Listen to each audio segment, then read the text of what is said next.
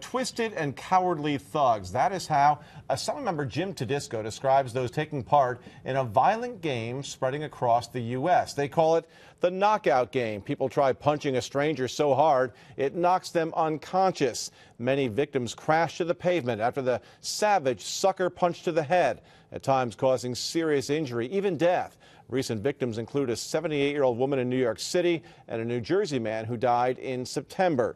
Let's get you the facts first on this one. This type of attack is considered an assault right now, of course. If convicted, criminals face anywhere between 4 to 15 years in prison.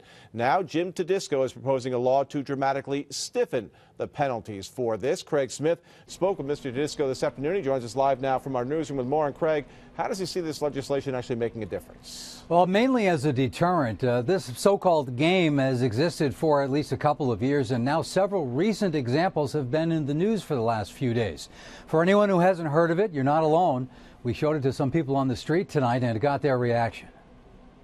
I had never heard about it until about 10 minutes ago. What do you think about it now that you know about it? I think it's crazy. What the criminals are doing is punching people on the street with no warning, trying to knock them unconscious. Oh, geez. So far this year, attackers have killed 2 people. One man convicted in St. Louis was sentenced to life.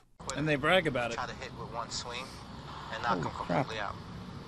That's unbelievable. Whoever comes walking down the block or something, they just knock them out. They think it's funny. They think this is a game. Well, they want to be big men. You got to stand up to a big man's law. Now comes Assemblyman James Tedisco proposing these misdemeanor assaults be turned into felonies with no youthful offender status and up to 25 years in prison.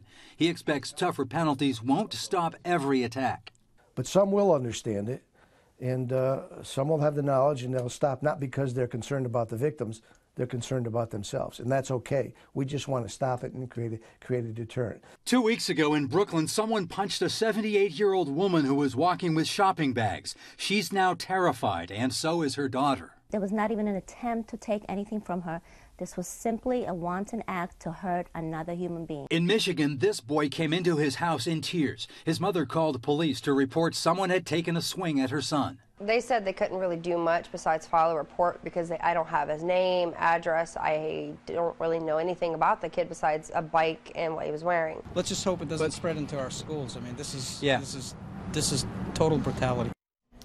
Tedisco calls his bill the Knockout Assault Deterrent Act. He says Hugh Farley is sponsoring this in the Senate and says it's still being drafted. Craig Smith, CBS 6 News.